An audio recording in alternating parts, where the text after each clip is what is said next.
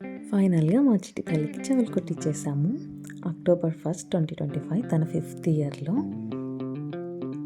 మంచి రోజు దసరా రోజు చెవులు కుట్టించేసాము. తనకి లేట్ అయింది, 3rd ఇయర్లో చేయాలి యాక్చువల్లీ. ఇంకా 11 months అప్పుడు కూడా చేస్తారు, కానీ మాకు అప్పుడు చేయడం కుదరలేదు. కొన్ని రీజన్స్ వల్ల పొట్టేంటుకలు కూడా 3rd ఇయర్లోనే ఇచ్చాము. కానీ చెవులు మాత్రం కుట్టించలేదు భయపడి. సరే చూద్దామని వాళ్ళ ఫాదర్ ఇచ్చేస్తారు. ఇంక ఇప్పుడు 5th ఇయర్లో ఫైనల్గా చెవులన్నీ కుట్టించేసాము. యాక్చువల్గా గన్ షాట్ చేపిస్తాము అని పెయిన్లెస్ ప్రొసీజర్ కోసం సేఫ్గా ఉండాలని డాక్టర్ దగ్గర కుక్కట్పల్లిలో ఒక హాస్పిటల్లో మంచిగా ఆ మేడం బాగా చేస్తారు పెయిన్ లేకుండా. ఇంకా మెడికల్ ప్రొసీజర్ అయితే సేఫ్టీ కదా అనుకుని గన్ షాట్కి వెళ్దామని అనుకుని అన్ని డీటెయిల్స్ కనుక్కొని రిటర్న్ వస్తుంటే ఈ షాప్ దగ్గర ఆగాము వెండి ఐటమ్స్ తీసుకున్నామని.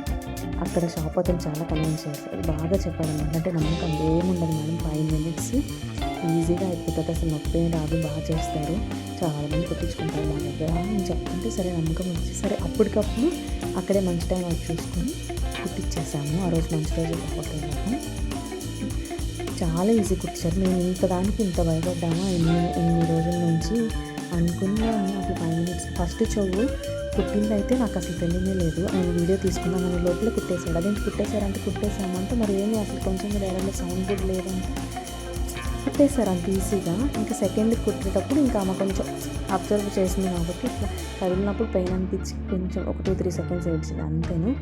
ఏమీ లేదు. కుట్టాక కూడా మాకు ఎలాంటి బ్లడ్ రావడం కానీ పస్ ఫామ్ అవ్వడం అట్లాంటివి ఏమీ జరగలేదు.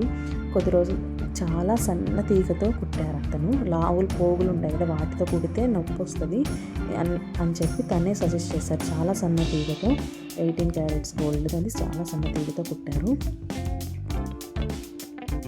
చాలా ఈజీగా అయిపోయింది. మేమైతే చాలా హ్యాపీ.